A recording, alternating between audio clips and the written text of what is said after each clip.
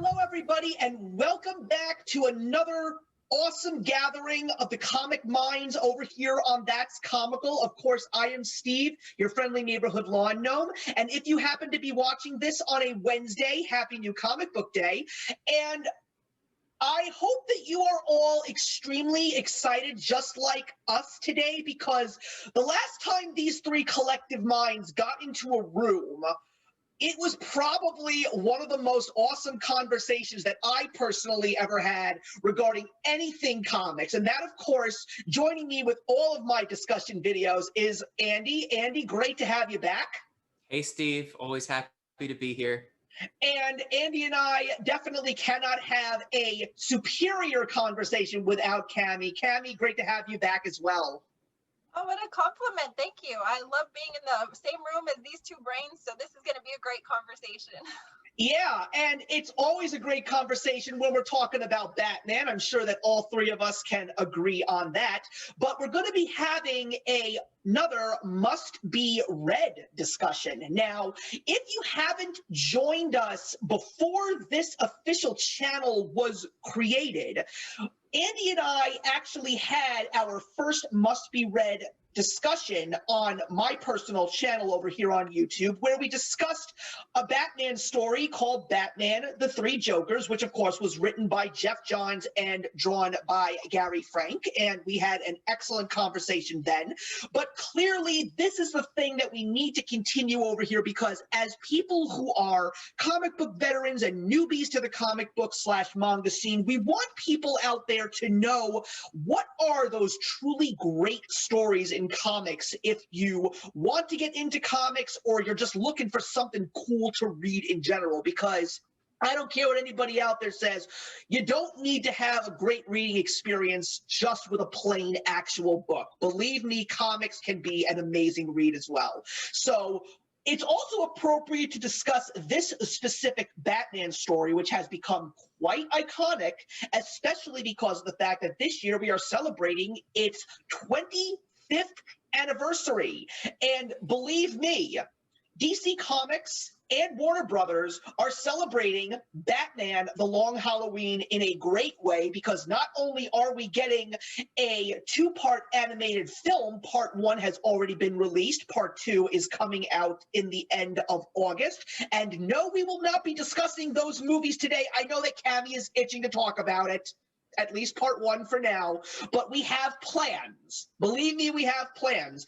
But also we found out at the end of this year, we are going to be getting a special 48-pager, I believe, created by the same people that gave us the comic books, which are Jeff Loeb and Tim Sale. I know that Andy is excited. I've already been told by him to get him a copy, because I go to the comic book store much more often than he does, and I'm sure that Cammie's going to get her hands on it as well. So let's just start. I'd like to actually go to Andy first, because we're going to discuss how did we discover this story and what were our first impressions. And since Andy is the one that heard Batman stories at bedtime, you know, I'm never going to live that down, Andy. I just want you to know that. I'd like to hear your impressions of the story when you first discovered it, when you first read it. This is a Batman story that I came to much later into Batman fandom. I actually read this one for the first time when I was in college. It was not new. It had already been out for a few years. And really, it was around the time that I think I mentioned this on our Comic Origins episode, Steve. It was around the time that I was first starting to get back into comics after falling a little out of it in high school. And so it was part of a reawakening that I shared with a couple of my friends. And Batman was always a favorite. So we kind of were just doing our homework on what were considered like the best Batman stories. And I dove into a lot of them at the time. So that would include things like Hush, I read for the first time during that period. I read Arkham Asylum at that point. I read The Killing Joke and The Long Halloween. The Long Halloween is definitely one of my favorite Batman stories, period. And I would go as far as to say that of the Batman stories that pull on the aspect of the character that is truly the detective Batman, It is my favorite and the most fully realized. I think there's a lot of wonderful takes on the character and also the rogues gallery. And I think that there are, aspects of the story that other writers have done better, aspects of the characters that other writers have explored differently. But when it comes to Batman, the greatest detective in the DC universe, this is the gold standard. I love this story, beginning to end. I think it's wonderful. So that's my little intro there, so you know where I'm coming from with this one. Gotcha. Now, Cammie just actually joined me and Dan when we had our June wrap up, and we were talking about the fact that horror is making a massive splash in comics right now. But we also agreed that when it comes to the mainstream, particularly the big two, no iconic comic book character envelops the gothic/horror motif than Batman himself. And as a true scream queen of our channel, I am not surprised that this was a specific story that would grab Cammie's attention instantaneously. So, Cammie, I'm not sure if I'm the one that told you to go read it or if it was something else that triggered you to pick it up while you were just diving into comics literally head first. So let's hear a little bit about your first discovery and impressions. Believe it or not, it was actually the discussion that you two had about the Three Jokers. I tuned in, I was clued in.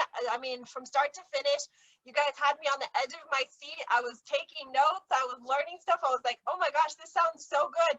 And right after watching that discussion, I went and I read the Three Jokers, and it just kind of came this quest to fulfill all of the things that I had missed in terms of Batman and the dark side of Batman. I mean, obviously, we just discussed, and we discussed with Daniel as well, the whole ambiance of Gotham City has always been dark. It's been gritty. It's you can just feel the dank moisture in the air when you even hear the term Gotham, but what I enjoy about Batman is exactly what this particular series encapsulated. All of the villains, how everything is kind of centered around the darkness and kind of highlighting that. And I think sometimes people forget how dark Batman truly is and the storylines. And I think that this perfectly reeled that in for me. Of course, we'll get into that big discussion, but this certainly is the gateway. I think that both of you opened up for me, letting me know, hey, there is a super dark side.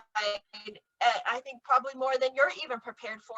And when a story starts on Halloween, how can I not be hooked? Okay, so my story about the Long Halloween is definitely unique, I would think, because in my origin story that I also brought to the channel, also everyone, that video is already up. So if you want to take a look at some of the older videos, it's all there.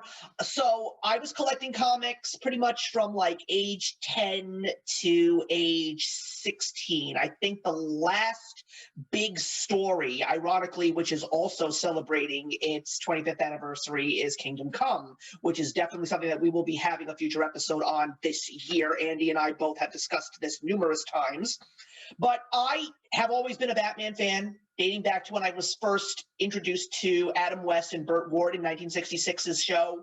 My mom actually sat me down and let me watch that show along with the Hanna-Barbera Super Friends.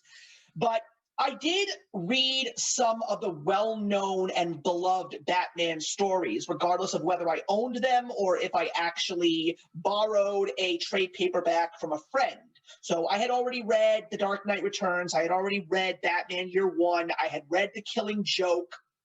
I had all the floppies of the first part of Nightfall, which is an excellent story as well. And I will say that if you really want to go darker than dark in Batman, Andy already mentioned this, you've got to check out Grant Morrison's Arkham Asylum. That one is really, like, we're talking like the seventh circle of hell dark, Cammie. So if you want to read that one, as a matter of fact, there is going to be a brand new trade paperback coming out in October, which I already am planning to pick up because I do want to own a copy of Arkham Asylum. But The Long Halloween was coming out right around the time that I was not really focusing on comics, as was Hush. So I had been seeing, because I was still buying Wizard magazines. I'm sure Andy remembers the Wizard magazine. And I was looking, and I'm like, okay, The Long Halloween is coming out. The Long Halloween is coming out. I kind of didn't care. I was sort of like, I'm walking away from comics right now. Don't really want to read this. So, of course, you know, there were many days in my 20s going into my 30s where I was like, I don't know, should I start reading comics again? Because there are all of these great stories that came out from like 1996, 97 up until like 2015, 16 at the time when I was really starting to contemplate. And so I was like, I know I need to read The Long Halloween because everyone says like it's one of the best. And believe me, I was very upset when I realized that I should have gone for the copies of the original floppies because I had the ability to do so. I have them now. I paid a price that was much more cheaper than most. And after finally reading it, I got to admit, I applaud it because I was totally understanding how the film version of Batman, particularly in the last few live action films, how so much of Batman's mystique has been pulled from that specific story, as well as the atmosphere and even a great deal of the characters. And that's one of the few things that I was curious about. Like, how is this story going to incorporate all of these things that are happening? How are they going to incorporate all of these villains? Because it's one thing, like Nightfall, to show all of these villains in a 19-parter, but how do you do it in just 13 issues? And look, what can I say? It's a very well done story. Jeff Loeb is definitely one of the better writers out there. I also think it's one of the most uniquely drawn. Those are my first impressions. So I'm just really glad that I've gotten the ability to read this story and finally see what it was that everybody was talking about. And thanks to my appreciation of that, I now officially have Dark Victory, which is the official sequel, same writer and artist, and I am no doubt going to be picking up that special one-shot in a couple of months. So let's go into the story as well as the characters. Cami, you are truly over the moon for this story. So I would like to have you start this part of our conversation. And immediately it took me back to the early days of comics when horror was kind of introduced to comics as a whole. It gave me that same color palette vibe, the same kind of grittiness to the page. And so immediately I was taken to the vault of horror. And so I already knew that I was going to start to love this story. In addition to that, you also had an introduction to one of my favorite characters, which is Harvey Dent. I was very excited to see him on as a detective, and you could already tell that he was headed in a very strange and mysterious path. Something was going to take place with him because he just had so much stress on his shoulders. So you were already kind of cued in on how is his story going to develop? How is this going to unfold? The beauty of it for me was, you know, the trifecta of having Commissioner Gordon, Batman, and Dent on a case. I mean, that's heaven right there. So there was just so many beautiful elements right off the cuff for me. And jumping into a Italian storyline. Okay, Andy might not know this, but I'm a huge mafia fan. I don't know if that's such a great way to throw it out to the universe, but I am enamored with the whole Italian mafia, and I have been following it from a true crime perspective since I was very young, in addition to horror. So to have this mashup was an instant win for me. And I think that's honestly what captivated me right off the cuff, is I was vested in these characters from a very early vantage point in this storyline. And I really wanted to see their development. I wanted to see the story unfold. And I honestly wanted to see how you were going to take these three corners of the world and just kind of push them together and make it work. And also, like you were saying, Steve, in a 13-volume issue, there was a lot going on. There was a lot to unpackage. There was a lot of characters. How is this going to happen? And then the beauty of integrating all of the different holidays and having this mysterious holiday character at the center of it all, I was just gushing the whole time. I couldn't turn the pages fast enough. So I was completely sucked in from the get-go. You're not the only one that actually loves mob history and mob culture. I'm one of those people merely because of the fact that I am always fascinated by those pieces of history, particularly American history, that you do not see in your history textbooks at school. And the thing is, it's not just the Italian mafia. There's the Russian mafia, the Irish mafia, the Japanese mafia, the Jewish mafia. I mean, I always was fascinated by the fact that people, historic names like Meyer Lansky and Bugsy Siegel, how they were very much intertwined with people like Waxy Gordon and Al Capone and all these famous faces in mob history. And it's just interesting how there's this massive untold history of America that we do not know about, and the fact that it drives all these kinds of stories. Now, Andy, I want to ask you a very interesting question, because one of the few things that I actually did not know about Batman The Long Halloween was the fact that this is supposed to take place very early in Batman's career. As a matter of fact, it's supposed to be, quote-unquote, Batman Year 2. So here's an interesting focal point. Do you need to read Frank Miller's Batman Year 1 before you read Batman The Long Halloween? So that's a great question, and goes to show that we're thinking about this the same way, because I was thinking about the story and what I like about the story and what I'd have to share now. One of the key things I wanted to talk about is how this compares to Frank Miller's writing of the character. Very good. And so, I mean, I want to keep the discussion centered on The Long Halloween. I don't need other people to have read everything Batman to get something from this discussion. But in short, so this is from the... was this 97, 98? In 1996, actually. 96, okay.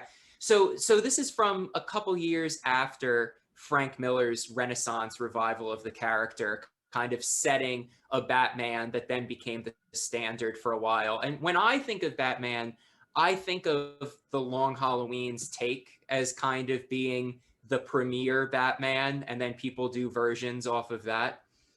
Frank Miller's Batman, especially Year 1, a little less with Dark Knight Returns, for as important as that was, it's very, very, very grounded. And similar to this story, it focuses on the Year 1 specifically. It focuses on Batman the detective, and also like a grounded Gotham crime family story, right? And so what's so wonderful about The Long Halloween in that context is it both created a future for Batman and how Batman stories would be told, while integrating a different kind of Batman that had existed prior to Frank Miller's take on the character, which is the more fantastical rogues gallery. And I think a lot of people, myself included, would say, honestly, the best thing about Batman is Batman's villains. Of course. And so what you see in this story is a genesis of the character. You get to see the growing relationship between, Batman, Harvey, Commissioner Gordon. You get to see that build, but not only that, you get to see the insanity and breakdown of Gotham through its villains creeping in from the side of the frame more and more as the story progresses. There's a continuous detective grounded crime story throughout, but everything starts to unravel more and more as it goes on, bringing in these additional characters. And so, Steve, when you're talking about how are they going to hit on like all these villains in a series that's this long when you've got this much time, it's done so masterfully in the way that the difference between the first issue and the last issue doesn't really hit you until you like go back, read it again, and take a look at what you just saw, because it unravels, it devolves. It asks the quintessential questions that come up in a lot of current Batman work, largely because of The Long Halloween. Do these villains exist because of Batman? It's very, very well done. And so I'm glad you mentioned Frank Miller, because that is the best kind of like point A to point B for this aspect of the story that I think is so well done. Yeah, absolutely. Because especially when you read a story like Year One, once again, you really get enveloped in the concept of Batman as a detective and not necessarily Batman as a superhero, because he is weeding out corruption along with James Gordon's assistant, who is now officially a new police detective, and he's noticing the corruption. So it's like, how do we stop this? How do we get out of this? And the truth of the matter is, one of the few things I love about how The Long Halloween starts, and this is where Cammy, I know, is going to jump in, is where we really get the understanding of just how deep the mob culture is in Gotham City. I mean, the funny thing that I found quite interesting is the fact that some of Batman's rogues gallery is already well established in the city itself. So the question that you just brought up, Andy, is it Batman that actually created these villains? Well, I don't know about you, but when you take a look at some of these characters, you really don't know, because you don't really know how long Batman has actually butted heads with some of these villains, who we will talk about in just a couple of minutes. But we really focus on the Carmine Falcone crime family and the Salvatore Maroni family, which is used tremendously in Christopher Nolan's Batman Dark Knight trilogy. So you could definitely tell where we really got these characters from, because if you were a Batman newbie and you never read a comic book, you don't know who these characters are. But even in Batman the Animated Series, there were some episodes that just didn't involve the Rogues Gallery. Let's throw Rupert Thorne into the mix, you know? I like that. Or some of the other things that are very funny, like when you read Batman Under the Red Hood. Let's see how the mob culture has truly evolved and, like, intermingled with the insane criminals of Batman's Rogues Gallery, and we get Black Mask. So the mob culture has always been there, and I just think that The Long Halloween harps on it and makes it a bigger deal than most people think that it is in Gotham City. I think what it does is it allots for another inner story. You know, I think oftentimes when we're watching these animated versions of television shows and so forth, we kind of long for those backstories. We kind of want to know what happened when, you know, where did they originate from? And I think stories like The Long Halloween allow for us to really kind of get inside that mob sense. But the beauty of it is you touch on so many of Gotham's greatest villains, and you get enough of them that it's not too much, but it carries the story. And we got to see so many classic villains in this, but in just the right way. And the honest to goodness greatest thing that came from this is they didn't hold back. I mean, you really saw the true horror in each of these villains. And I think the deeper I go into the DC line and I look back on some of the classics that really have carried us to where we are now, I don't think, even as a fan of horror, I sometimes realized how horrific some of these villains truly are at their core.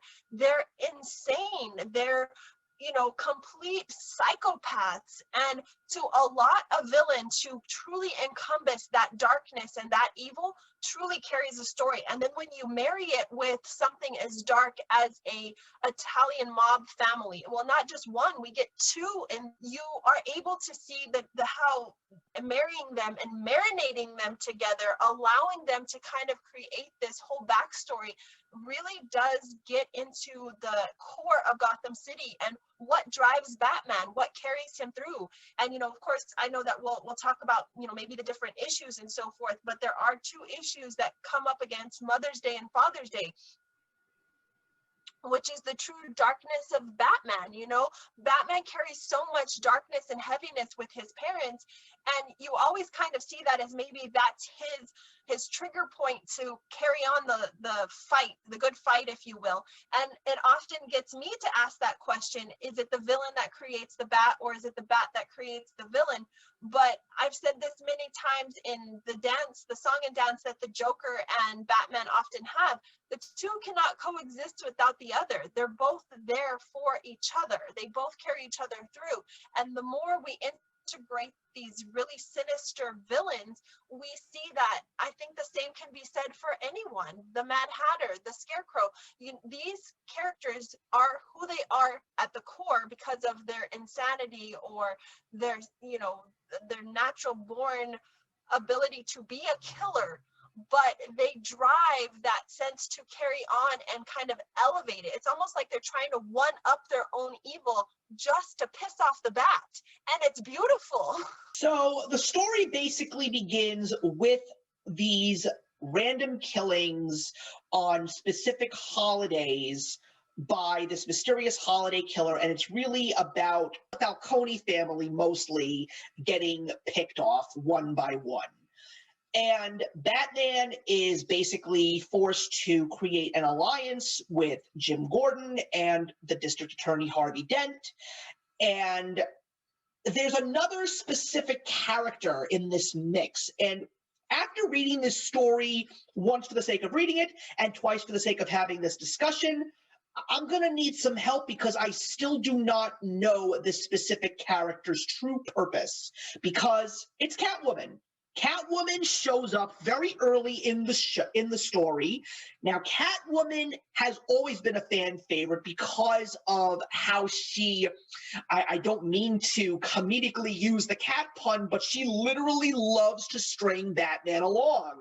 And she's also a character that was introduced in the Frank Miller Year One story. So clearly an established character, because we still have no idea, particularly in this story. I think what I love so much about Catwoman in this story is we really see the true epitome of the shade of gray. She is not black or white. She is not bad, nor is she good. And I really, really like that about this portrayal of her. So she's there during some of these earlier holiday killings, so I just don't get what her purpose is. Can you both, what did you perceive about her? Can you help me out here? This is one of the things that's a little difficult for me to talk about. And also, I think if I were to place a bet, and I know we're not going to be talking about the animated adaptation today, but I have a feeling this is going to be something that's revised and looked at a little differently for the animated telling. I think Catwoman is in this a little bit because we expect it, and also because I think to an extent she serves as an important foil to Batman that isn't the complete reflection, but also kind of just showing an involvement in this underworld that gets to be surface level without necessarily joining completely. Maybe the reason that I have difficulty with this, and the reason that it seems you have difficulty with it too, Steve, is that this is a wonderful story. I guess, quite frankly, maybe Catwoman is not the wonderful part of it. Maybe that's the best way for me to phrase it. That's actually a great way to explain it. I really like that. I don't think that's a flaw with the character. I think it's just, there's a lot that they needed to accomplish in this.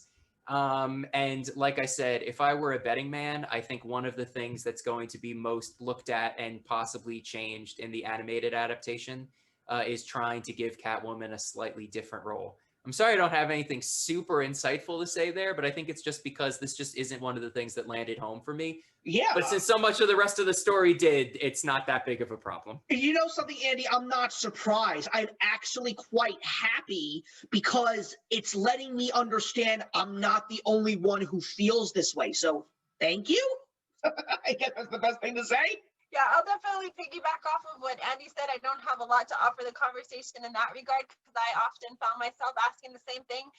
Is she going to have a purpose in the next issue? Are we going to get those questions answered? But I think she served exactly the purpose that she was intended to serve. She is that dark shadow that kind of always lurks over Batman's shoulders. She wants to be a part of his existence and part of his world so badly that she puts herself in these very questionable positions where she's even kind of pointless. There's really not a whole lot of depth to her character in this series. There's not a whole lot of advancement. You just kind of see her pop in, pop out, and she does offer Batman some information time and again, but it's nothing so epic or moving that it carries the story along, you know. But I do think it was important to include her because, you know, they did do a gambit of character introductions in this series where everybody kind of got their 5 minutes of fame, if you will. She probably got the least incredible debut and the least incredible spotlight, but her presence was known. Her irritation under Batman's skin is relevant, and it is, you know, persistent throughout the storyline. And I do feel that it was kind of important to see that she's not a good or a bad character, that she kind of somewhere lies in that gray area, which can work both to Batman's advantage as well as his disadvantage. Yeah, I mean, maybe it's just me, and I wouldn't be surprised if Andy gets a laugh out of this, but maybe because of how Catwoman was portrayed in this story, maybe Jeff Loeb purposely made her a more integral piece of Hush, which was his next big Batman story, because, oh man, is she predominant in that one? So, through that, you know, we start noticing one of the most interesting things about this holiday killer is that with every killing on a holiday, there's a little token left. The Thanksgiving issue was probably one of my personal favorite issues because of the fact that we really get a good insight as to the struggles that this trinity of detectives is dealing with and how this case is really taking a toll on their family life. We see Jim Gordon constantly having to miss things, especially Thanksgiving dinner. We see Harvey Dent and his wife, how she's a little upset over the fact that he's always working late and that this is just taking a massive toll because he has so much passion in regards to this killer because of the severity and the seriousness. But we also get through all of this a very interesting villain that a lot of people don't even realize is actually one of Batman's villains, and how he is so interconnected with mob culture because Solomon Grundy's origin story is he was a mob hitman, which I find very intriguing. And I just love how Batman, we get to see, you know, he doesn't have family. He doesn't have all of this burden that Harvey and Jim have, but he still understands the importance of the holiday and Thanksgiving, and he leaves a platter of food for Solomon Grundy in the sewers. I found that to be so touching because what it really points out to the reader and the Batman fan is this is where you see the true heart and humanity of Bruce. This is not Batman that leaves the food for Solomon. This is Bruce. He may have the mansion and the cars and the business, but he doesn't have the greatest treasure of all, and that's family. Minus Alfred, of course. We do love Alfred. But I do think that you get that from the Bruce side of Batman in this story, is that he does have a little bit more of his father in him than we realized, because we do get a little bit of backstory about his father, which before it was more so just centered around, at least, you know, again, I don't have the vast array of knowledge that the two of you possess, but for me, anytime that I was introduced to Bruce's parents, it was always just the scene, you know, the classic murder scene. And so you don't get a lot of depth to his mom, his dad, his family, their purpose. And in this, you really do see that his parents, particularly his father, had some kind of a quest to shine some good in Gotham, to kind of rejuvenate it and make it this place of sanctuary, maybe, you know, just kind of clean it up a bit. And in a way, that's kind of what Batman encapsulates, but he takes it a step further, obviously, where he wants to see through his father's vision. He wants to make Gotham City what his parents envisioned it to be and make it safe for those that live there.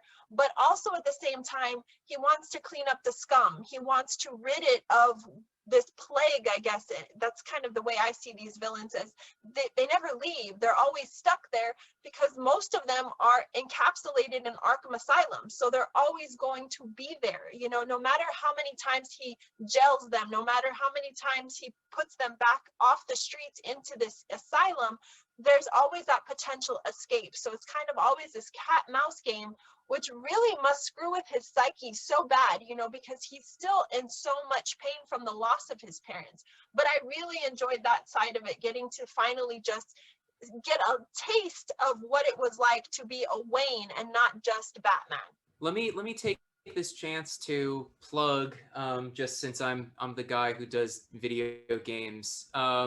You know, there's a lot of Batman media out there that has drawn inspiration from The Long Halloween, but I've mentioned it before on this channel. I do think that the Telltale Batman games, there's 2 of them with multiple chapters each, are some of my favorite Batman stories, and actually my favorite portrayal of the Joker.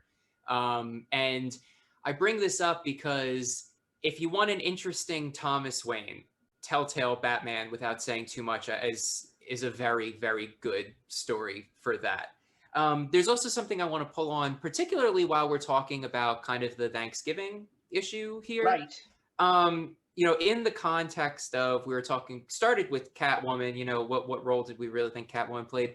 I kind of want to mention, and I think it's flagged in the Thanksgiving issue really clearly, Catwoman aside, I think that there are a number of really, really important women characters in this story that we probably want to talk about and are going to become more relevant as this conversation goes on and we dig into like the details of certain issues. But, you know, there's a lot of Gilda Dent at that point in the story. Absolutely. And certainly more later. I have much more to say about that. And I know at that point, we don't really know anything about Sophia. That'll be coming a little later in the story when we do that. But when you're talking about the people that Batman interacts with who have these tenuous connections to the world of crime, right? There's people who have different levels of it. And so you've got that core trifecta there of Batman, Harvey, and Gordon. And then you've also got the villains, the more fantastical Batman villains. You've got the more grounded crime family villains. You've got Catwoman, who kind of is part of that, but sits outside of it and chooses not to engage with it the way that Batman does. And then you've got someone like Gilda Dent, who is connected to all of this, and we'll get to it later. But I think what you see in The Long Halloween and what's really masterfully done is the ways that Gotham's darkness seeps into everything. And it's a story about how the characters are connected to that, how they rise above it and how they don't, how they live within it and how they choose to escape it. And so I think the Thanksgiving issue is a really, really good example of all that. It's particularly with the Solomon Grundy stuff, with showing a little bit of the humanity in Bruce, with kind of giving layers to characters and letting you see the humanity that goes on underneath.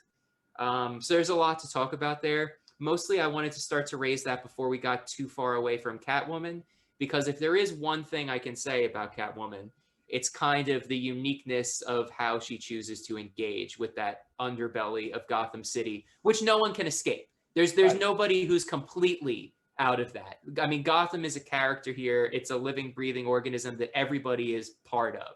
No, you're absolutely right. You make some very valid points. And as the story starts to progress, particularly into the Christmas and New Year's issues, that's when things really start to take a very interesting turn. I mean, before that, there is one thing that I want to say that is very, we're going to use this word so much today, I can just feel it.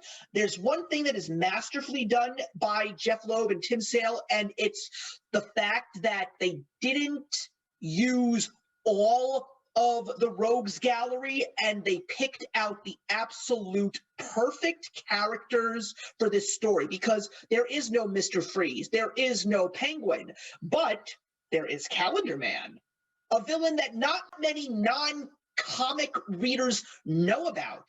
And I've got to say that he is one of the most interesting pieces of this puzzle, because in my mind, he's not really giving them any answers.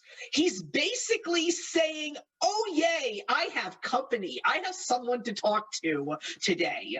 And that's one of the few things I love so much about Batman's Rogues Gallery, because we've been harping on this in bits and pieces throughout. These villains need Batman as much as Batman needs them. And you can see that Calendar Man, he's like, yeah, I know my stuff when it comes to the calendar, but I'm not going to say one effing word to you because you put me in this place. Yep, and there he goes, holding it up. He's definitely creepy. That's one of the few things I like about him. Like, you want to talk about something that really oozes the true horror elements, even more so than Solomon Grundy, who is, in fact, a zombie. He is, like, full-on Hannibal Lecter in this comic book. Yeah, and you want to talk about, you know, needing Batman and feeding off each other. I hold up. I mean, the thing is, everything about this looks wonderful. The design of this is fantastic, but this 2-page spread in particular, I think, is just absolutely dripping with, I'm happy I have Batman. Like, and so that's something I choose. But you're right. Calendar Man is such a perfect choice, because he gets to serve as a frame, a point we come back to, a character that can be used however they really want. Because unlike a lot of these characters, honestly, there isn't like a characterization that we really care to have like represented a certain way or respected in a certain way. There's a lot of freedom with the character. And does Calendar Man drive along the story? Not really. That's why I refer to him more as a frame. But nevertheless, you would, though. That's the you fun would. part about it. And it's more of that classic detective story thing. You'd think that he'd be a lot more involved than he is. But what he really is a narrative device to let you come back home and have a direction for the story, and feeling like there is Calendar Man makes you feel like there really is method to the madness. Like there's a board, you know, with like the red yarn here and there. Like here's the crazy conspiracy theory. Yeah. When you see the Calendar Man scenes, it makes you feel like if I were just smart enough, I could pick up on this. And that's probably what drives Batman crazy about it too. Feeling like the answer is out there and he can get it. And a sense that Calendar Man, the way his brain works, he's actually able to get to that faster. It's so wonderfully done. And also, I'll say, while flipping through to find that one panel, just, God, it's so beautiful, isn't it? Yeah, I mean, everything about this is wonderful. I mean, yeah. I don't know if you both know who my favorite Rogues Gallery villain is, but I will just hint it because he is in this story. But I feel that some of Batman's most terrifying villains are the ones that are like Calendar Man, because what you see is that these are villains that use something as simple as the months of the year, and he just manages to create these extremely matter of life or death events that can cause Batman to literally almost go to that edge. Some of those other ones that they don't utilize enough, but the Batman animated series and some of the other Batman shows did. The Clock King is another one, the one who constantly focuses on the concept of time. The Calculator, the one who constantly focuses on numbers and statistics to create his crimes. And I think you both have figured out my favorite villain based on these specific things. If you want to throw out a guess, you can say it right now before we move on. The Riddler? You got it. Is it that obvious? The Riddler has been my favorite villain ever since I first saw Frank Gorshin portray him.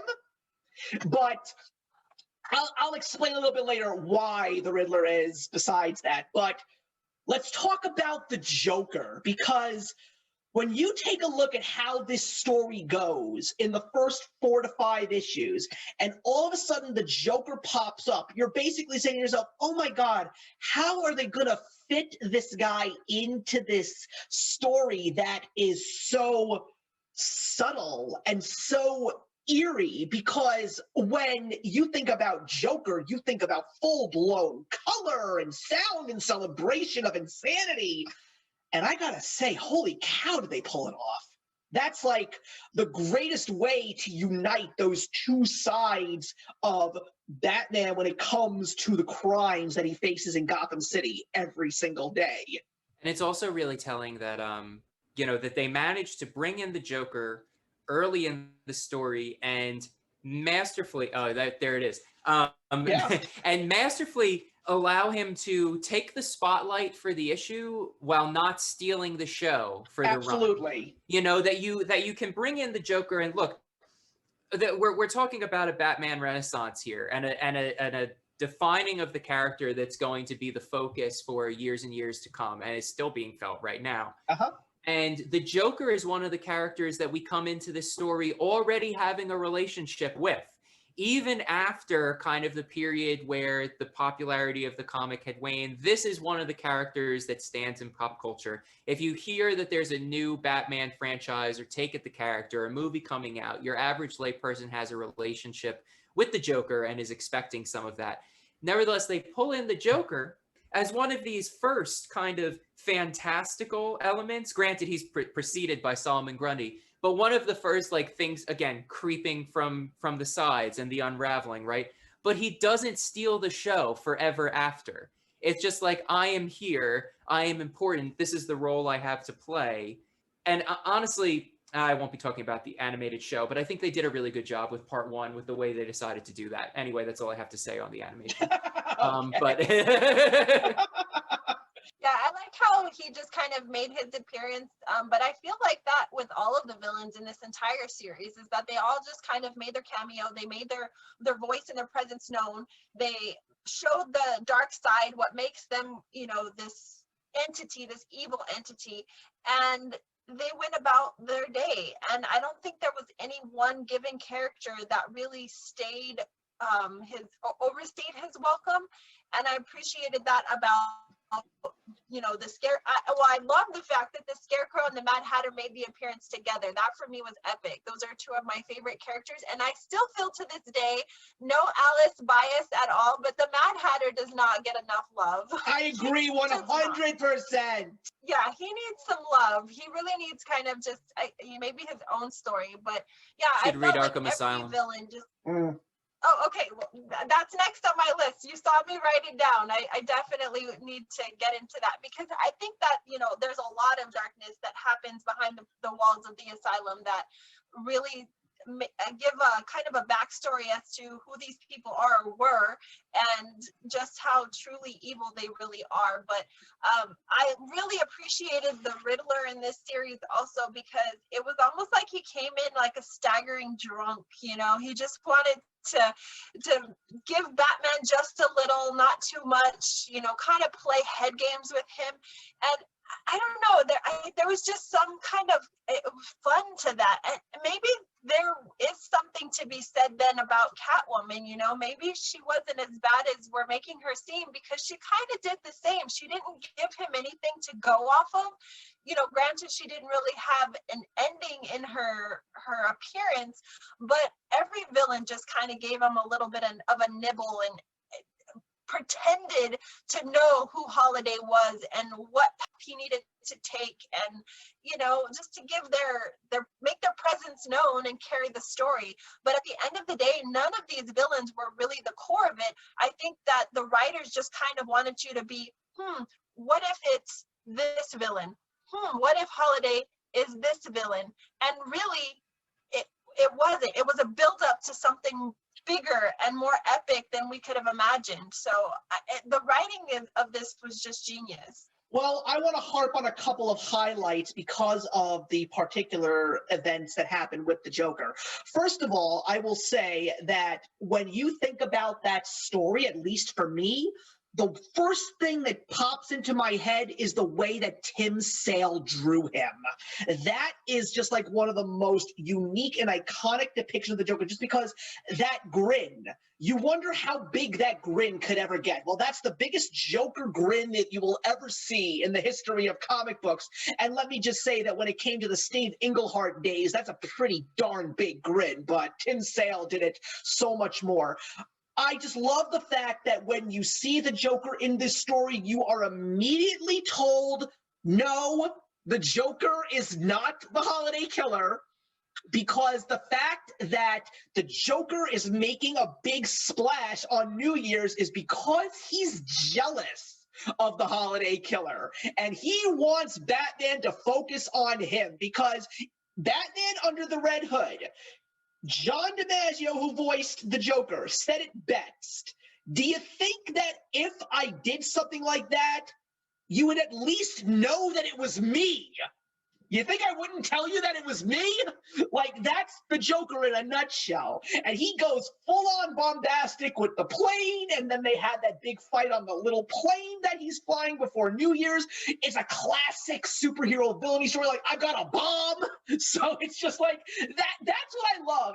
And yet it still feels like it belongs in there, not as a driver of the plot for the holiday killer case, but rather a distraction, because it is through this point in the story where, even though we're not halfway through, we get the really pivotal event, and that is the killing of Carmine Falcone's son, whose name is escaping me for some strange reason right now. But Alberto. Thank you, Alberto. Who is not the epitome of a mob boss. I mean, Cammie's going to love this reference, but he feels like Michael Corleone in Godfather Part 1. He's this skinny, scrawny, smart kid who really doesn't think like he has or wants anything to do with the Falcone lineage, and he's just sitting in the back as a fly on the wall, and then all of a sudden, he is one of the holiday killer's next victims.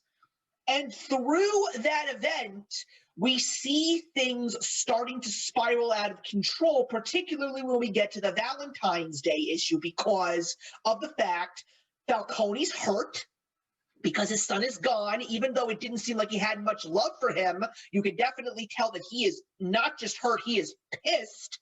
So he is now officially going the extra mile by saying, those insane people that love to give Batman a hard time, what if I hired them to help me solve this problem?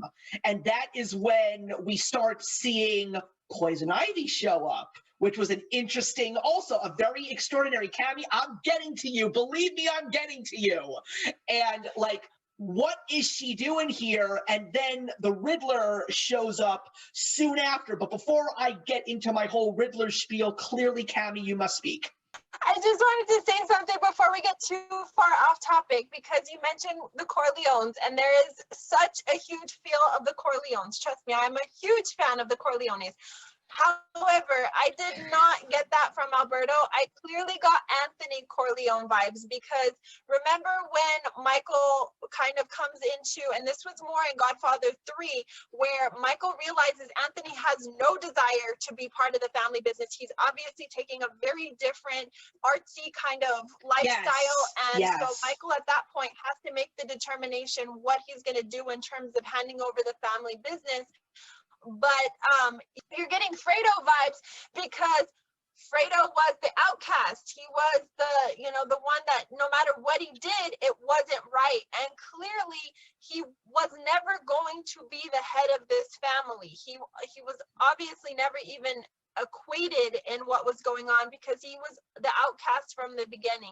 So I do feel that the writers definitely had some outside influence from the Corleone family, but you also have to kind of take it back to 96, 97 and what was happening in terms of movies, and you did still have some epic Italian mob kind of movies coming out at that time.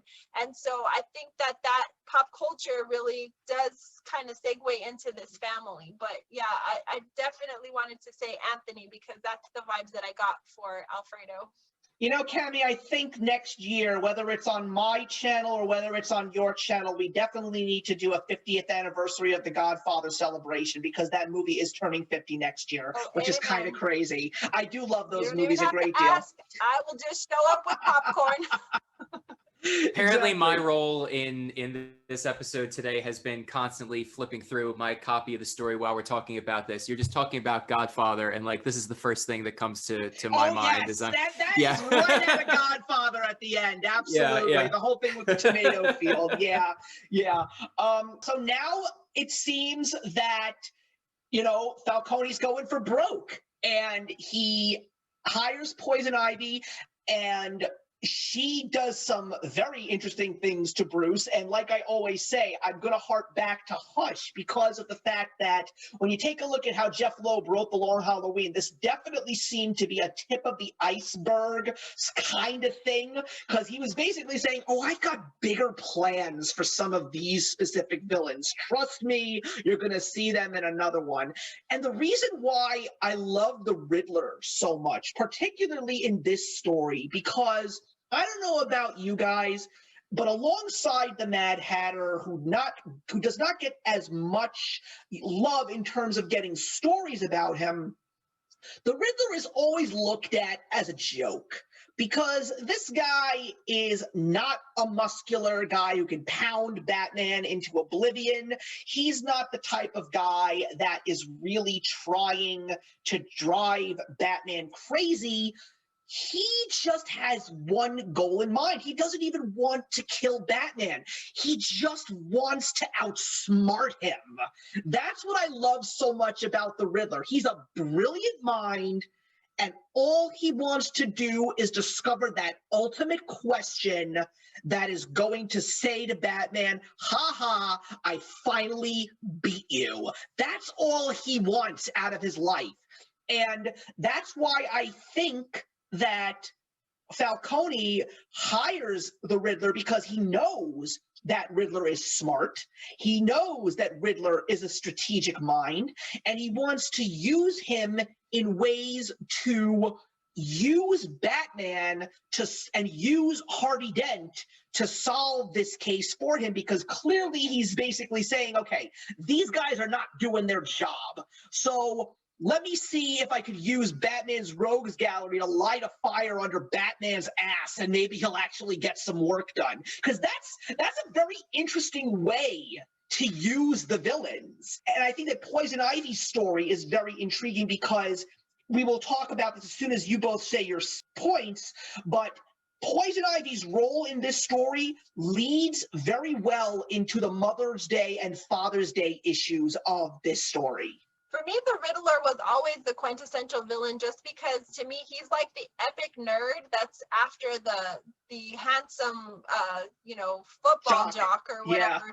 Yeah. You always see this quest to outdo him, because in his mind brains beats brawn, and he wants to constantly put that at the forefront. In terms of Poison Ivy, she will forever be my favorite villainess. I absolutely adore Poison Ivy from top to bottom. I think she is the quintessential beauty. I think her drive, just this insatiable thirst to destroy all men. And no, that's not my quest in life, but I love that storyline. I love everything about her color palette. I love the wardrobe, even throughout the eras. When you see her appear in other storylines, she's just so elegant and ladylike, but she is something to be feared, because her mystique, her drive, her entry point into these men is just so subtle, and just they don't even see it coming, and that's what makes her such a great villain. So yes, I agree with you 100%. I think that it plays very well into what ended up being my two favorite parts of the series, Mother's Day and Father's Day. And I cannot speak her praises enough. I think that the introduction and the continuation through this series was just spot on. I think there was just enough Poison Ivy to get her point across.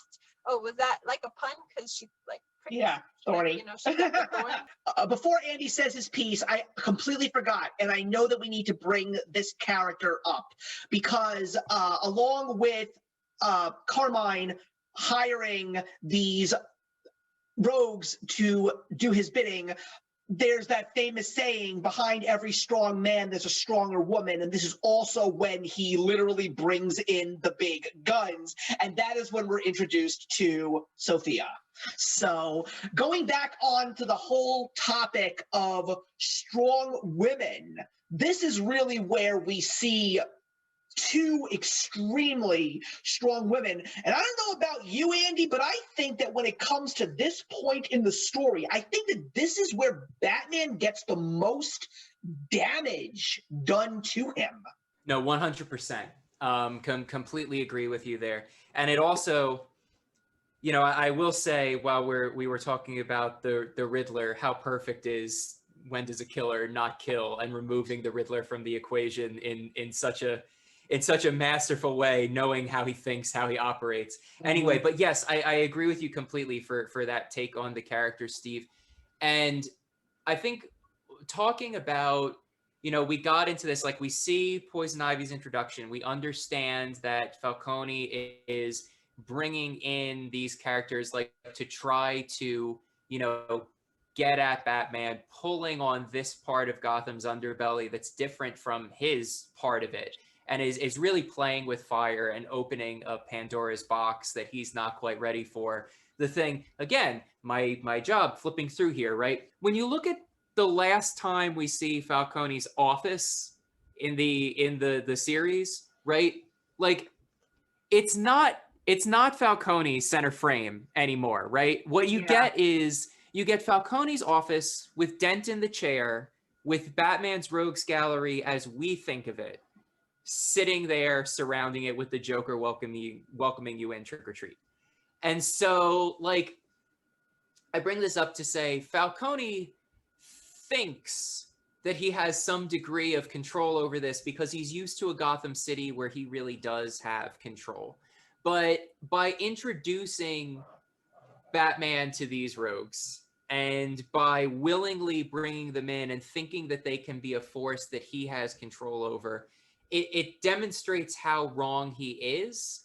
And it shows a foil to Batman and the idea that, you know, before Dent's fall, but that the three of them actually could bring any kind of order to everything that's going on around them. It goes to show the futility of it.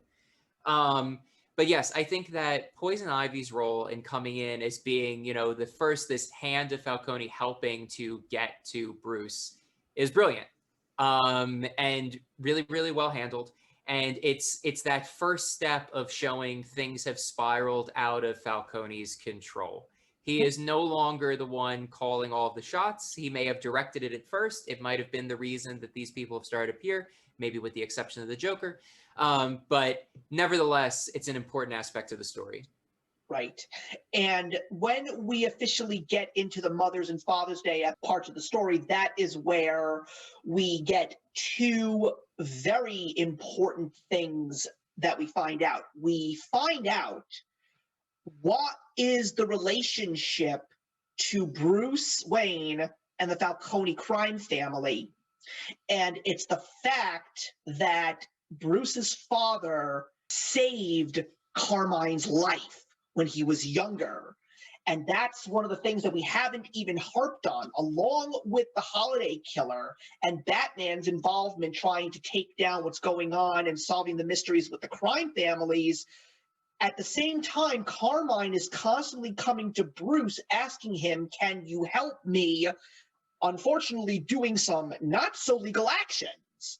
And the only reason why Carmine is coming to Bruce is because of the fact that you are the best person to help me, because you're one of the people alongside me. Like, we both have power, but you are the man with the power that people actually know and trust. You're not a mob person. So can you just help me because you've helped me once before? And then Carmine starts to twist that knife a little bit, if you will, by getting Poison Ivy involved to manipulate him, to get Scarecrow and the Mad Hatter involved to manipulate Batman/Bruce Wayne. So he would, in the end, actually do the deed that Carmine wants him to do.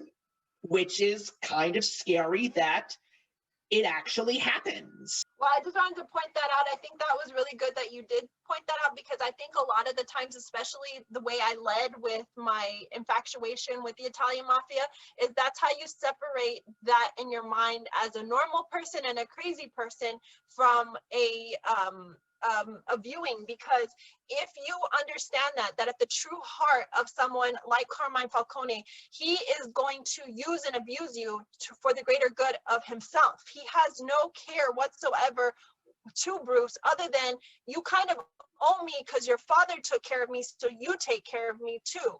And then when he realizes Bruce is not about the dark side, Bruce is about, kind of ridding Gotham City of exactly what Carmine Falcone stands for, then he realizes, okay, I can't get you on my side, then I'm going to make life miserable for you now by integrating all these villains. And it's really important that the reader kind of get inside that mind, because that's exactly what separates him. He's always close, but as they say, I guess in the mafia world, you keep your friends close, but your enemies closer, and that is his mindset throughout. Right. And the other very crucial thing that is happening, alongside with the fact that the Calendar Man is laughing maniacally in his cell because he knows for a fact that the case of the Holiday Killer has not been solved, we now officially see that the Holiday Killer is not a member of the Maroni family, because now the Maroni family is starting to get whacked by the Holiday Killer, which was the funny thing, because we've been knowing that the Maroni family has been there. And I'm just going to tell you, Cami, there's one thing about the Falcone family being members of the Italian mafia, but I think the Maronis are the true stereotypical mafia, because they have the whole thing with the Italian restaurant and all that stuff. I'm like, oh my God, this is like, wow. I wouldn't be surprised if Loeb and Sale just love mafia stories as much as you do, but then they start getting whacked, and at the same time, Harvey Dent is starting to now officially lose his mind, because the funny thing is, Batman fans, we know who Harvey Dent is. And I'm pretty sure at this point in time, because so many people have seen The Dark Knight, everybody knows who Harvey Dent is. And the funny part is, this whole story, in summation, is the origin of Two-Face, which is awesome, because I love Two-Face's origin story, by the way. I know that it could have been a little bit darker. I will always say that one of the best Batman animated series episodes is the two-part origin of Two-Face. I love it. Love it, love it, love it. But we now officially see Harvey Dent getting to the point where he is determining his decisions on coin flips. And the craziest part is, we know who Harvey Dent is. We know he's going to be Two-Face, but one of the few things that we do not see in this story is his split personality. And it's so crazy, but it's sort of like, and Andy's going to love that I'm saying this, because I'm sure he's hoping for me to say this. In this case, it is in fact Batman that makes the villain to a degree, because it is Batman that gives Harvey his coin, which is so interesting to me, because that's not necessarily something that actually happens in Batman lore. But this is a very interesting spin. It's impossible for a writer to have the keys to Batman and not want to do a Two-Face origin, I think. And that's because, for as much as each of Batman's villains serve as some kind of mirror, Two-Face is one that's very... It sounds dismissive to call it surface level, but I don't really have a better way of putting it. But that's not a strike against the character. I think it's very fun, and I think it's very rewarding to do a Two-Face story and to talk about this. And so being able to marry a story like Long Halloween with an origin of Two-Face is a great idea. Because more so than just introducing these characters who are the more supernatural, otherworldly Batman villains, it gets to show that he's an analog to the wider story, Gotham itself, and different ways that Batman could go, obviously. which is a lot of the ways that a lot of the villains are told, right? But getting to do a story where you see Batman, who's kind of more part of this underbelly, at least at the beginning, than Gordon and Harvey, stay the course, always with that darkness in him. Gordon stay above it, and obviously Dent is the one who has a fall, is very rewarding. And there's the obvious, again, surface level Two-Face. It's the two personalities thing. And it's very interesting, and you're very right, Steve, that it's a deliberate choice to not do a split personality of it, but instead to have Two-Face be a show of a fall. And I think that's very rewarding in this story, especially since we're early in Batman's, I guess, career is the word. It's a weird way to phrase it, but that's the best one I got. You got it. And it's very rewarding to see. And I love Two-Face's role in that sense. And again, there's color to it that's different from other tellings of Two-Face. And you're exactly right to talk about the removal of a split personality. Instead, it's a showing of a fall. And I think that's perfect for the trajectory of this story, and also is perfect for the use of Gilda Dent as well, who I'll need to say her name again. She's incredibly important, and I just want to make sure that everybody keeps Gilda in mind while we talk about this story. Yes, absolutely. And I think the important part of what Andy just said is that you see a human side to this. I think oftentimes when dealing with comics and animation, you kind of just get the this or that. You get kind of just the segue into what your expectations already are, because many stories have been created, and it's different when you're kind of talking about something that was written before a lot of these things were even visualized. But I think that sometimes it is important to take these characters and get that human perspective, because at the core of it, these are humans that have just gone mad. And when you see that breakdown of, what they were versus what they become, then it kind of also gives that evil just a little bit of a pump.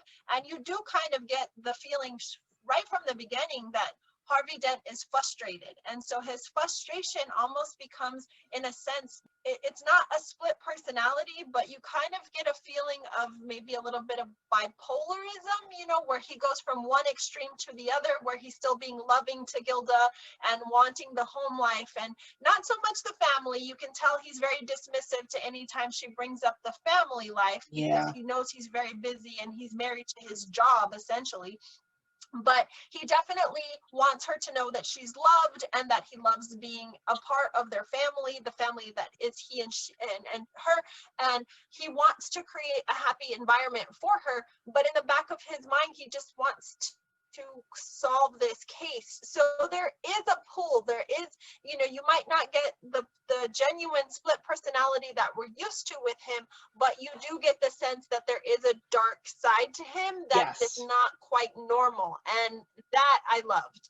Right. So we're getting to the last couple of issues, and basically Harvey Dent's fate is sealed through the legendary acid splash from Salvatore Maroni in court, which officially brings out the true villain. And after that, the Nuts have officially taken over the Nut House, because now Two-Face is running the show by taking all these villains and planning to do something extremely devious. And then the ultimate plot twist comes in, because we see Alberto come back saying that he is the holiday killer, that he staged everything, and he's the one that needs to be feared, because it is a new age of Gotham. We have a whole new portrayal of evil in Batman's Rogues Gallery, and I am the one that is going to take the reins and let the old kingdom fall, and this new kingdom of evil is going to rise. Unfortunately for him, it seemed pretty short-lived. Isn't that always the way?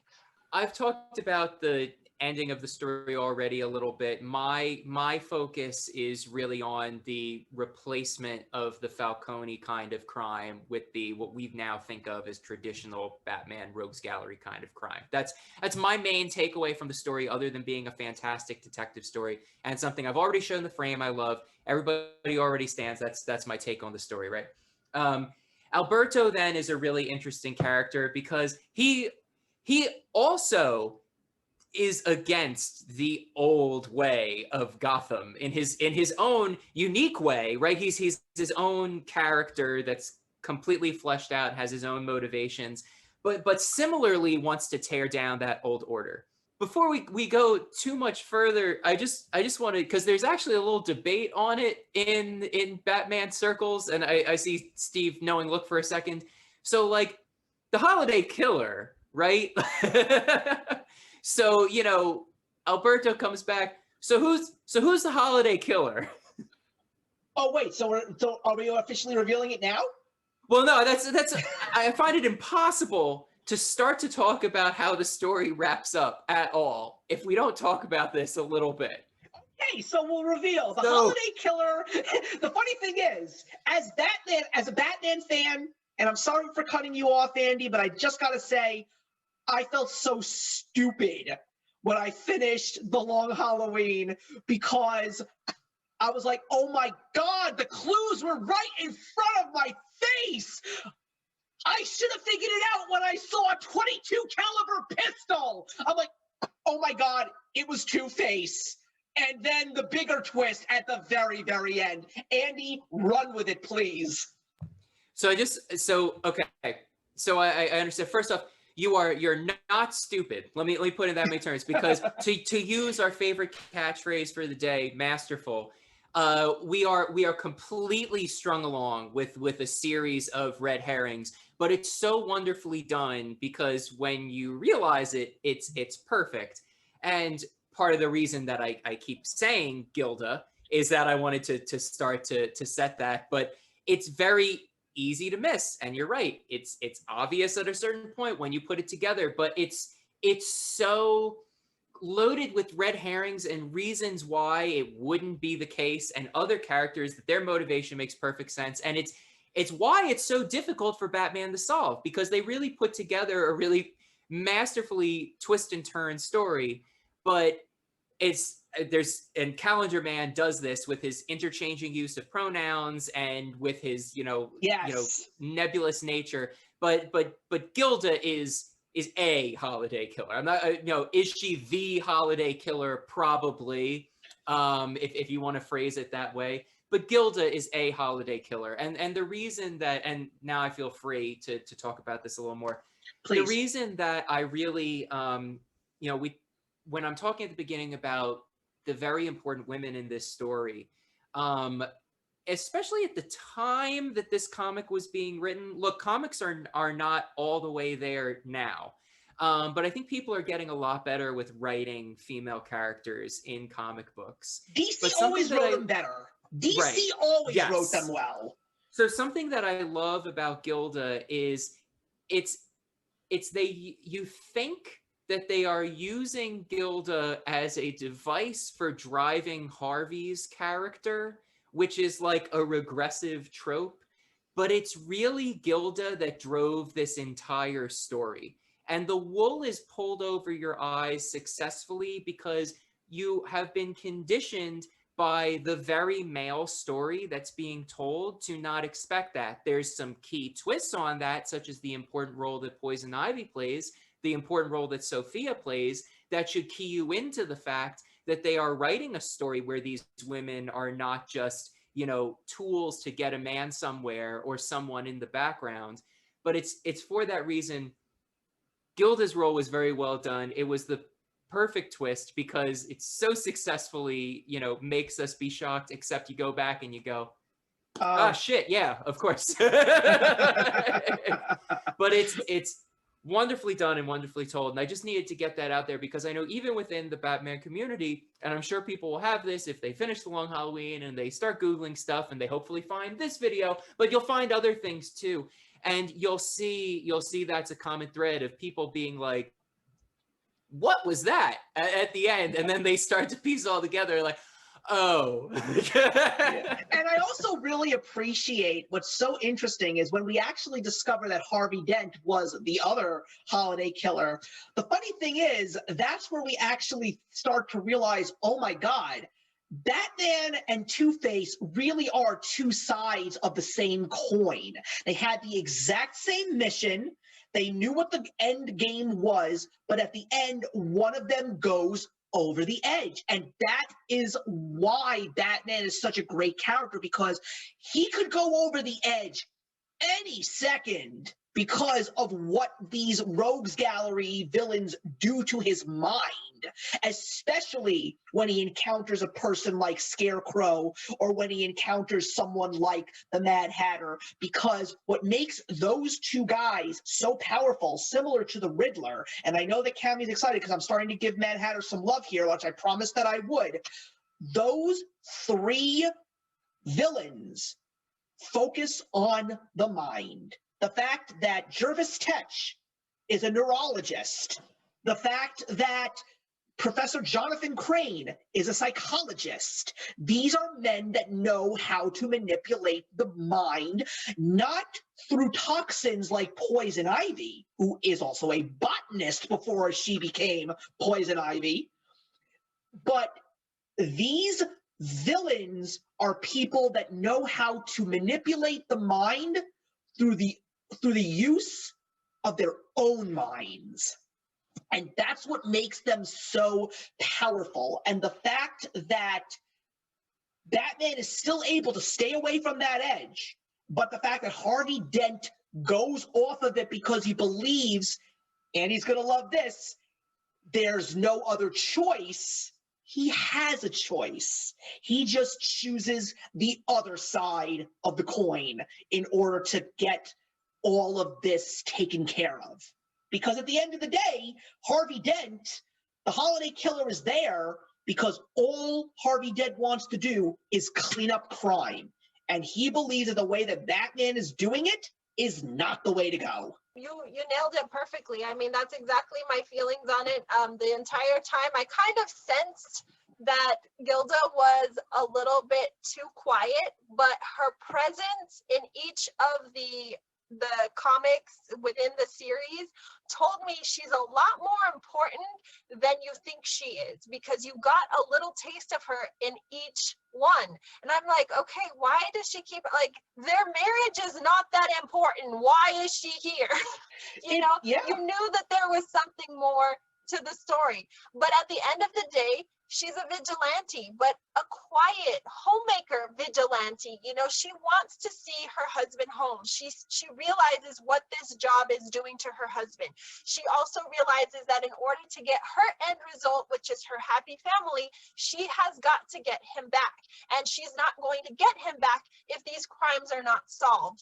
So there's a beauty to what she does. There's a beauty to what Harvey does. But like you said, you know, we have these decisions to make, and every day that's the human struggle. Do I choose the dark side or do I choose the light? And at the end of the day, you have to decide what the path is that you want to take that works for your end result. And so with Batman, that's exactly how I feel. At any given time, he could just flip, but his center core, his center zen is going back to that really dark period in his childhood where he lost his parents, remembering what his parents wanted for Gotham City, and he has to constantly remind himself that that is his mission. I need to see through what my parents intended for this city. I need to rid myself of these villains, however long it takes. Whereas these villains, especially in Harvey Dent's case, does not see that. He wants it done yesterday, and he's going to do it his own damn way, and he doesn't care who he hurts in the process, to include his own wife. That's selfish, but there's a beauty in that as well, because that just shows you the power of the mind. You're talking about all of these villains, and that is why psychological horror will forever be my favorite subgenre of horror, because that to me is the true horror. When you can get inside the mind of yourself or someone else and you can manipulate it so that the entire outcome changes, that is creepy, and that is the kind of horror that I want to just hug. You know, I want it to completely encapsulate me, because that's what leaves you with those that cold bone chill, that you can't escape that, because you can't escape your own mind. And there's some beauty in that writing. So I think that the level of writing in this entire series was genius from start to finish, because we got just enough of these characters, but they all had such an intricate piece to this very large puzzle. And there's so many questions that were answered, but then so much that was left unanswered that makes you crave more. And that's beautiful writing. Oh, sorry. Yeah, no, I think that's exactly right. And the craving of more answers is such a powerful tool in this, because this is a detective story, and I keep using those words because the mystery is the heart of this, and the reason that it's a page turner is you always want to find out what's coming. And the characters in the story, you know, sometimes you think they're outsmarting you, sometimes you think that they're missing something, but I think that that's the power of this detective story, is that it's one that strings you along because you're looking for the answers. Right. It does provide you with answers, but it also gives you answers that leaves you with more questions. And it's a more enriching experience for that reason, because it makes the world feel alive. And by giving you an answer to a core question that leaves you with questions about a lot of the details, it's what allows you to have a discussion like this, where we can have different takeaways from it, and we can have different thoughts about how it went down. And it's brilliant. And that's part of why, to take a step back, the reason why I kind of needed us to talk a little bit more directly about the end and about Gilda is I find it difficult to talk about you can talk about the macro of the story without talking about the identity of the holiday killer. But it's very difficult to have a meaningful discussion about the end until you kind of clear that up, because the last couple issues, that's so important, because it informs what we know about the behavior of Alberto, what we know about the behavior of Harvey, what we know about how Calendar Man, you know, what Calendar Man knew and when he knew it. And so those are all really, really important things. And Cammy, you should find a way to play Silent Hill 2. It's an old game. You can probably get your hands on it for really cheap. And I'm not going to say any more than that, but I can't let that one go without you adding that to your list. And even if you don't play a lot of games at some point in your life, just make a point to get to that. Well, anyway, I'm a gamer. I love games. Okay, I had no idea. I had no idea. Yeah, I've been playing video games since I was really young. I don't make it like part of my forefront because I'm not like an expert at anything. But yeah, I was eyeing your Nintendo 64 in the back. I definitely have one of those myself. So Yo, but pick up Silent Hill 2, right? But I love.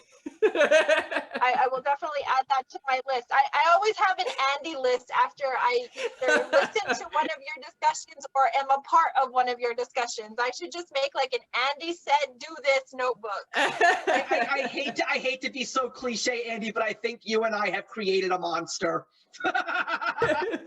What an apropos story for such a thing. I actually just found out, Andy, that I have enough rewards points on one of my credit cards. I actually can get a gift card from Best Buy that can give me the opportunity to actually buy a Switch, but I haven't come to that decision just yet.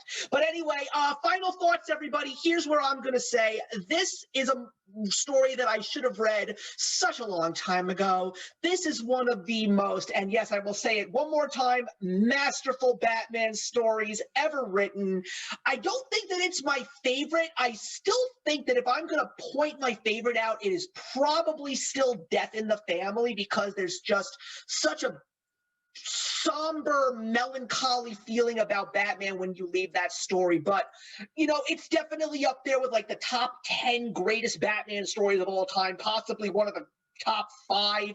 And let's just say that I am very excited to finally read Batman Dark Victory, because talking about how Batman always tries to prevent himself from going over the edge, and as someone who is a huge fan of Robin, I want to see how Jeff Loeb and Tim Sale will incorporate Dick Grayson into this very adult world, because while The Long Halloween is Two-Face's origin story, The Dark Victory is Robin's origin story, and Andy and I are planning on doing our very first character profiles episode here on this channel, and Robin is our first choice because we are big fans of all incarnations of Robin, and I still, to this day, even though it is not something that is a big discussion anymore, believe that Robin is an entity that no one takes seriously as much as they should,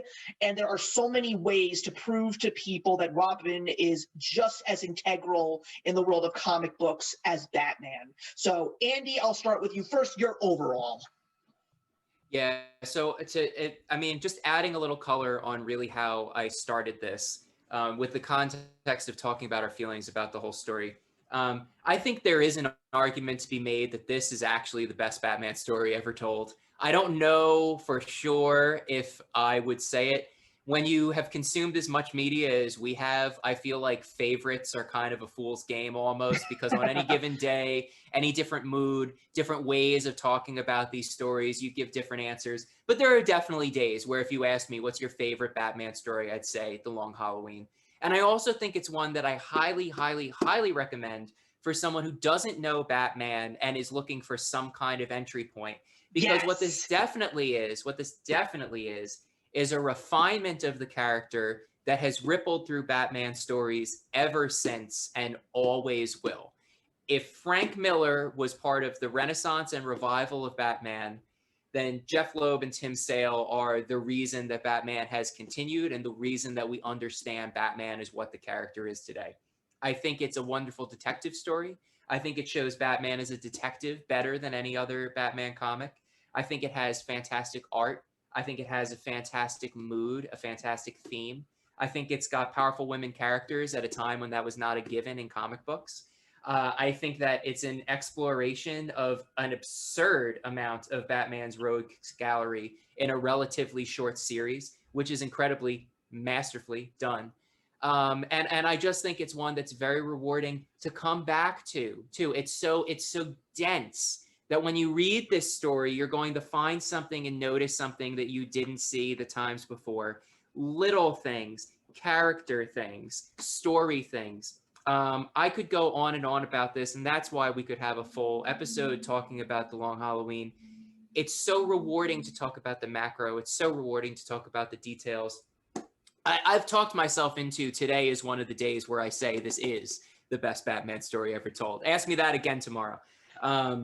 But regardless, I'm glad that we could have this conversation today, that we could all talk about it. And I hope that anybody who hasn't picked this up in a long time, who is watched this trying to figure out if they're interested in watching the movie maybe, or if they were going to read this at some point, trust me, by quote unquote spoiling the detective story ending, we didn't. There's too much to pull on. There's too much ambiguity. Even I feel a little uncomfortable with the amount of certainty that I brought to a lot of the things that I had to say, even about my own opinions. What a brilliant piece, and one of the greatest works in comics, period. Anyway, that's my take on it. It's Cammy, glowing because I mean it. Cammy, take us home. Okay, how do I follow that, first of all? I mean, Andy always has the most eloquent way of just completely dissecting a comic. I still don't feel like I'm worthy to be a part of this conversation because I am way too green when it comes to comics, and I have not versed myself in the plethora of Batman comics that are readily available that also integrate this story. But I do feel that I have enough Batman history, being that, you know, I was a huge fan of the animated series. I have read quite a few comics thanks to you two gentlemen. I know that's only going to grow, but I think that this is a very palatable comic that even if you don't come in with a vast amount of knowledge or have read a ton of comic books, that you can walk away with some very valuable information for future readings. I think that this has a wonderful cast of antagonists that just fit all the right categories at all the right moments. I think that this story leaves you with a feeling of, you know, again, just so many unanswered questions, so many backstories that you want to explore. It gives you a different take on Bruce Wayne and his drive, but it also leaves you with this incredibly satisfied feeling. And I kind of take the 13 parts as kind of a 13-course meal, because you have really invested yourself in a beautiful story that fits every season, literally, and you have encompassed this gambit of holidays, this array of both the highs and the lows of all of these characters, and you want more. And when a story does that for me, when it leaves me wanting more, then it's written so well. I cannot tell you how incredibly excited I am to research this series, or the 25th anniversary that we're going to get from these authors, because I think that when you have that unique availability where the authors are still living and they're still willing to offer their genius into this world and revisit it for fans, you're going to get something special. So I am very much looking forward to that. And I was very excited that you guys asked me to do this, because I think you guys know exactly what to recommend to me to continue my journey. I learned so much about so many of these characters, even though I thought I was a subject matter expert on a lot of these. You know, you continuously do walk away with a little bit more to add to the character profile of these specific villains that appear. So overall, I can't rate it because, again, I haven't read enough to put it in a category, but for right now, it's definitely in my top 5, and I'm pretty sure for the duration, it will remain there just because of everything that this story does. Let me just say something, Andy, before we officially close this out. Wait until we do our episode that's dedicated to Superman Red Sun. Cammy is going to have a freaking field day. Yeah, and let me just say something, which I is, of course you can love offer that an opinion, comic Cammy. Of course you can offer an opinion. Of course you can rank these things in your mind. Of course you have something informed to say, and your opinion matters, and anybody's opinion matters, whether this is their first Batman story or their last, which would be weird and grim. But never feel that way. General theme from everything I hope people take from this channel. Gatekeeping is bullshit. Anybody is a fan who likes things. So never put yourself down or think you don't have this plethora of knowledge so you can't offer an informed opinion, or that your opinion doesn't matter just because it's the only one you've read or something. But yeah, gatekeeping's horse shit. Well, I'm glad that we all had another amazing time and another great conversation. I'm hoping that every single one of you out there who watched it really did have a great time. So please leave a thumbs up on this video, and please leave a comment. We would love to chat with you. And of course, we don't have much content on the channel right now, but trust me, that is going to be changing. So please hit that subscribe button and hit that notification bell so you are up to date with all of our latest content. And now for the twist. This is part 1 of our long Halloween discussion. Granted, you will find me and Cammy here very soon, most likely towards the end of the summer, when we do our wrap-up of all of the DC animated films that came out this year. And that is why there will be a part 2. Andy and Cammy and I are going to be back for another brand new segment that I am officially calling today, Who Wore It Best? Where we actually take the source material and we compare it to the animated feature or the live-action feature at some point in time, because yes, at the end of August, there will be a second part of the new animated film, Batman The Long Halloween. So we will be having that video done most likely for Halloween, because it's only the most appropriate time to do that. But once again, thank you all so much for joining us, and we will see you in the next one.